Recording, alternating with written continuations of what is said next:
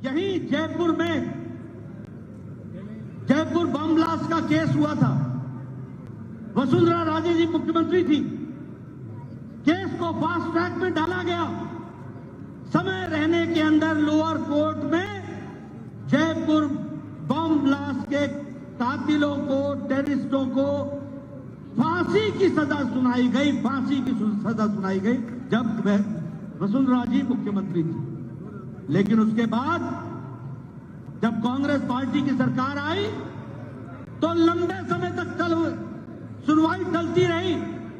हमारा advocate general नहीं गया और नहीं जाने के कारण केस ढीला पड़ गया, तुष्टीकरण हुआ और वोट बैंक के खातिर गहलोत सरकार पर और गहलोत पर मैं आरोप लगाता हूं कि उन्होंने तुष्टीकरण किया और जयपुर बम ब्लास्ट केस के कातिलों को छोड़ने में मदद दी गई और फांसी की सजा उनकी समाप्त हो गई। यह स्थिति ला करके खड़ी की।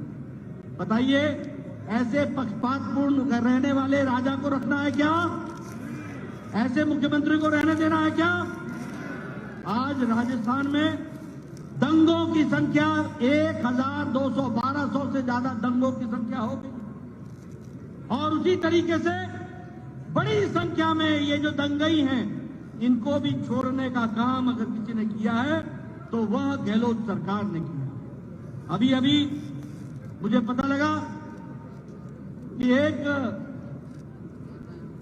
पूर्व में राज्य मंत्री का दर्जा लेने वाला व्यक्ति 18 लाख रुपए के रिश्वत के साथ पकड़ा गया है। 18 लाख के रिश्वत के साथ, और उसके केस को भी दबाने का काम गहलोत सरकार कर रही है। यह भी हमको ध्यान रखना। अगर मैं अत्याचार की बात करूं तो 19,500 किसानों की भूमि कुर्क की गई है कि नहीं की गई है? की गई है कि नहीं की गई है? ये जो राहुल गांधी आके बोलते थे 1, 2, 3, 4 और किसानों का कर्जा माफ, आज 19,500 किसानों के जमीनें कुर्क करने का काम किया है तो वो गहलोत सरकार ने किया है। ये अत्याचारी सरकार को 1 मिनट भी रहने का अधिकार नहीं। आप देखिए, दलितों पर 8,000 से ज्यादा मुकदमे 2022 में दर्ज हुए। 8,000 से ज्यादा सिर्फ दलितों पर 2022 में। ये कैसा प्रदेश बन गया? उसी तरीके से पाकिस्तान से आए हुए शरणार्थियों के घरों को बुलडोजर से उड़ाने का काम, पक्षपातपूर्ण तरीके से चलने का काम, वोट बैंक की राजनीति को आगे बढ़ाने का काम और वहीं रोहिंग्यों को बसाने का काम ये गहलोत सरकार कर रही है। ऐसे अत्याचारी सरकार को रहने का कोई अधिकार नहीं है। इसको हमको समझना है। मैं आरोप लगाना चाहता हूं, पाकिस्तान से आए हुए शरणार्थी भाई जो हिंदू भाई हैं, उनके ऊपर तो बुलडोजर चलाते हो और रोहिंग्यों को बसाने का काम करते हो, आधार कार्ड दिलाते हो, उनको वोटर आईडी लिस्ट में जुड़वाते हो।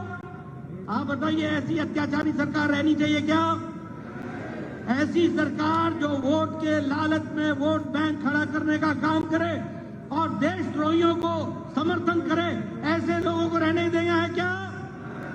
अगर नहीं देना है तो गांव-गांव जाकर के ये संदेश दे दो कि अब राजस्थान सहने वाला नहीं है और इनको उखाड़ करके फेंक देने वाला है। इसको हमको पूरा करना पड़ेगा। मित्रों,